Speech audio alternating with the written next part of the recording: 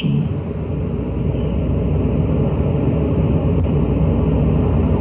We start with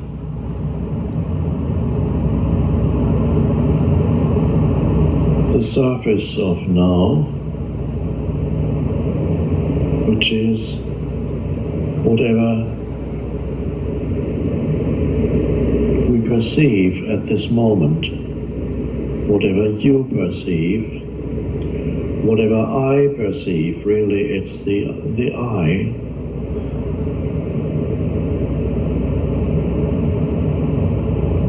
So you perceive this person talking, you hear the voice, there's the totality of the room, there's the ever-present noises, the ceiling and the walls, all part of the totality of your visual perception.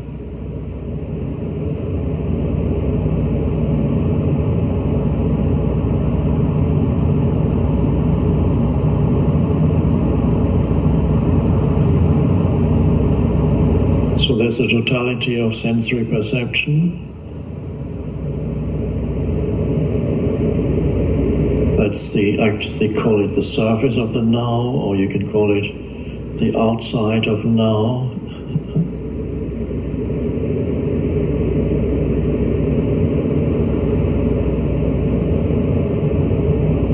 And then you're also aware of yourself breathing.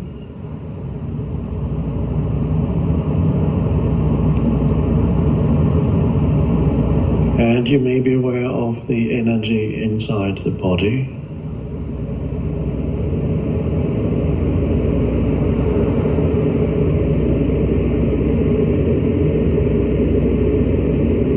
So we are gradually moving from the outside to the inside.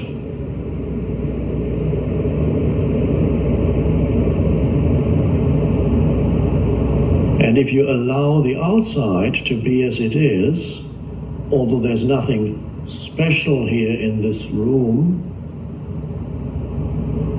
it's quite nice. It has its own beauty. Sounds are quite nice if you allow them. Imagine it's the Om sound. Om.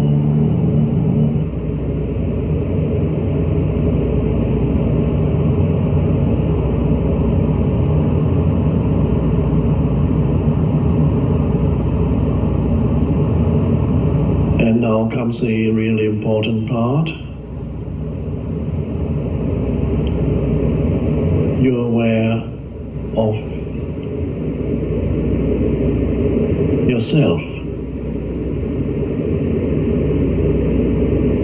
as the perceiver of all these things. You're not aware of yourself right now, of the personal self, because at this moment, let's use this word, I hope that you are not thinking about your personal history right now, or the problems you've had in the future, in the past, or might have in the future.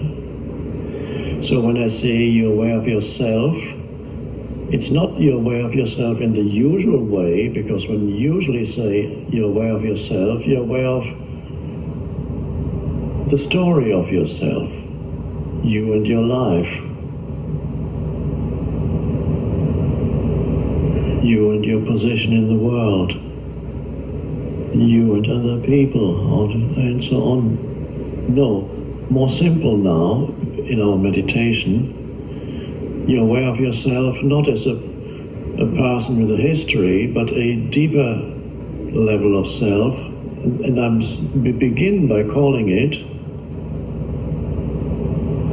the perceiver of whatever it is that arises in your perception, auditory, visual, feeling, sensing.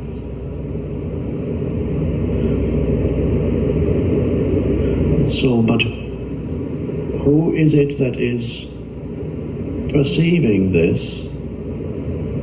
Not the person, because the person is a story. The story is not perceiving this.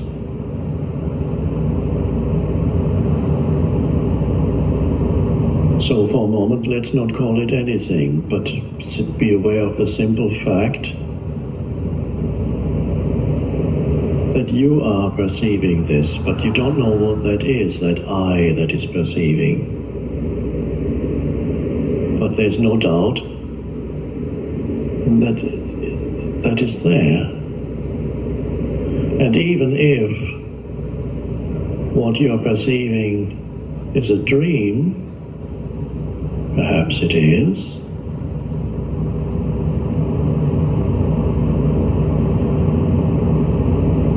it certainly has a lot in common with a dream, because a dream evaporates very quickly, it doesn't last. Many philosophers have discussed whether human existence is a dream. We don't need to go there. Can say it might be, but even if it is, it's all not real, as some people say. There is something in which the dream appears. The dream is being experienced. One could say there's a light in which the forms appear, and you are that. And there's no doubt that if it's a dream, it's happening. If it's all unreal, at least that unreality is happening in that light of awareness. Because without that awareness, there would be no sense perception, there would be no room, there would be no voice, or somebody listening to the voice. So that's the one thing that cannot be doubted. Everything else you can doubt, whether it's actually real.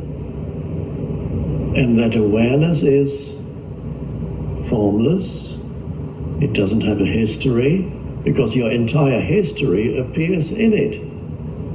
When you remember it, in that awareness. And when things happened that once happened, they happened in the present moment, in the light of awareness. And you can only remember it as the awareness now. So I'm not asking you, although you continue to be aware of sense perceptions, to simply acknowledge the fact that you are aware. And even that is not perhaps putting it rightly, to acknowledge the fact that there is awareness.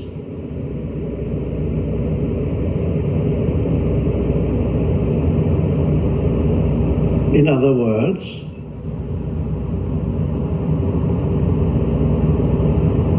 you are aware that you are aware. You are conscious of being conscious. It sounds a little strange, but it's an amazing thing. It also sounds, if there were a duality here, I am conscious of being conscious, the subject, I, but that only appears in language.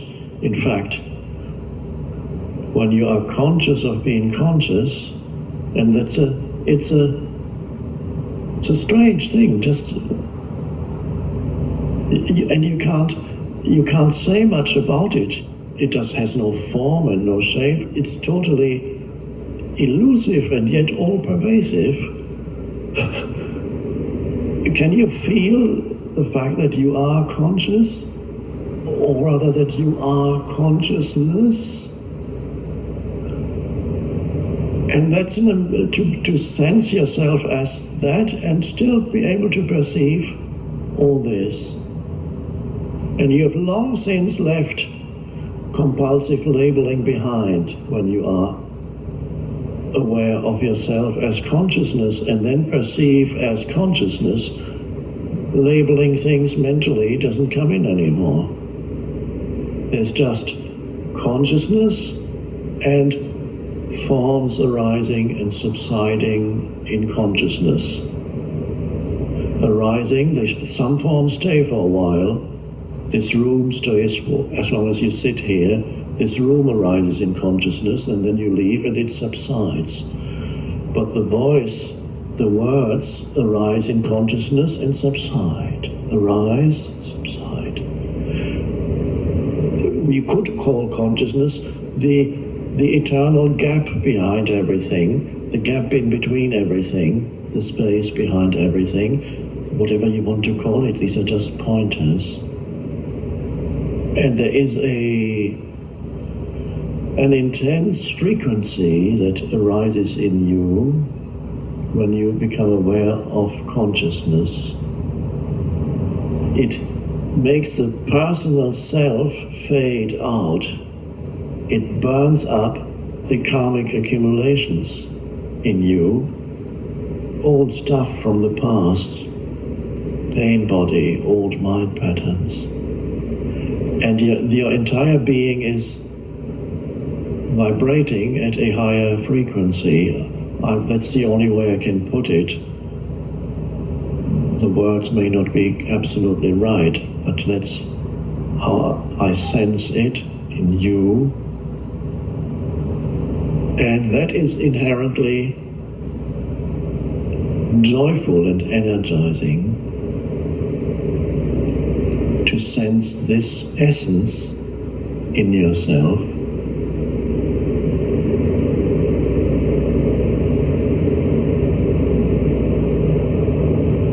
We are learning here not to have it as a very short-lived glimpse, but to be able to stay there.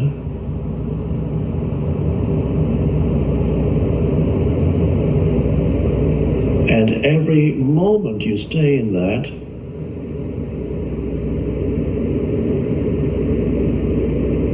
the old gets burnt up in you. And you connect with intelligence, not the IQ intelligence that you measure in IQ tests. That's a very limited form of intelligence. Creative intelligence, I talk about.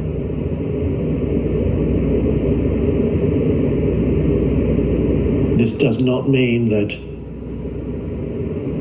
you or I, this moment, will come up with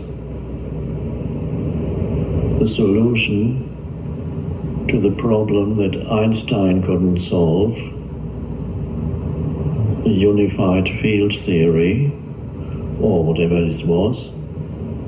Nor does it mean that suddenly I can paint a masterpiece or compose an exquisite piece of music, because these are not vehicles that have been prepared in this body, by this body. But this intelligence can flow into something. If there is a vehicle in your life, it can flow into that, transform it, and make it absolutely creative.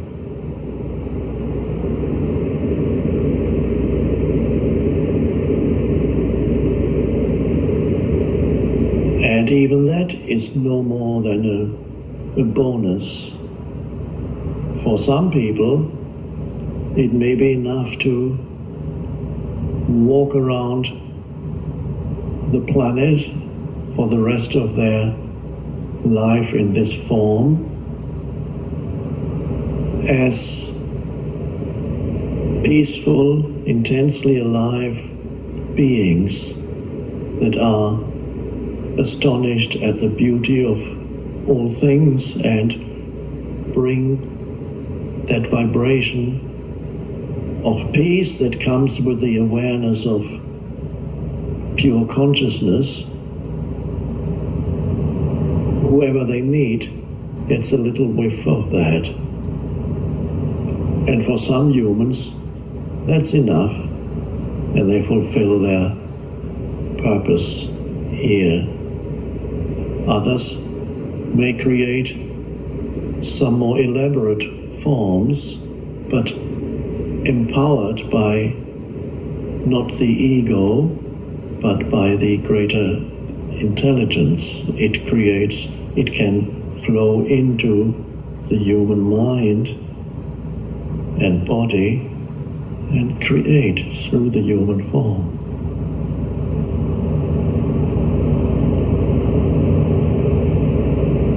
Let's come back to the simple secret. Be conscious that you are conscious. Feel the awareness as your essence. And you will notice it's very still. The awareness is still. I compare it sometimes to space. I call it inner space or space consciousness. It has no extension. It is vast, but not like the outer space that you see. You don't see it, but that is there when you look at the sky at night. The vastness of space is only a reflection in the external of who you are in the essence of your being. And that's the awe-inspiring thing when you look at the starry sky at night. The absolutely awe-inspiring thing that, if you're really looking, will really shut up your mind immediately, because it's so astonishing. That was my first meditation. I was in my teens. I had no idea it was meditation. Lying on the deck of we lived on the top floor. There was a little terrace. It was in the south of Spain, where there were beautiful skies at night, totally clear. And there was no thought. I had no idea that was going on then. It was too deeply enjoyable. The awe-inspiring thing is not the countless suns that you see, which are stars, but the vastness of it, the nothingness that makes it all possible, the vastness of space, unimaginable infinity. And there too, that can put you in touch with the vastness within you. Just looking at that. And space, again, is very similar. The outer space is very similar to inner space, because both of them don't really exist. Because, as I mentioned earlier, existence means to stand out. But space is, you can't say, oh, here's space. All you can ever be aware of is things in space. And again, in yourself, you can't say, here is the essence of who I am. You cannot be aware of it as an object. All objects are things, forms that arise in the space. Why can't you be aware of space? Because you are it. You cannot separate from it and look at it as an object. It is the formless I. The I am that I am. The most profound statement in the entire Bible, which is of course a mixed bag of all kinds of writings, but there are some deep insights if you know how to find them. When God is asked, what's your name? God says, I am that I am. That's a name. It's the I am.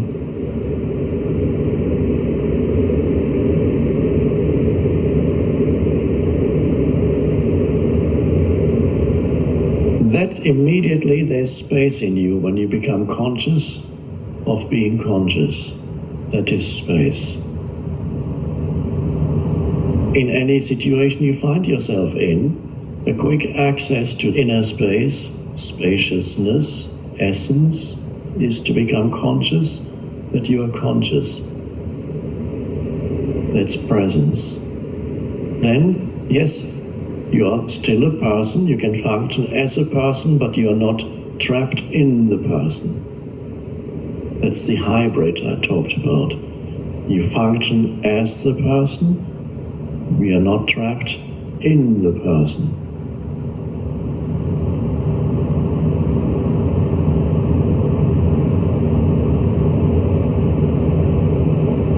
And now for a little while, we just see if we can stay there in that consciousness of consciousness.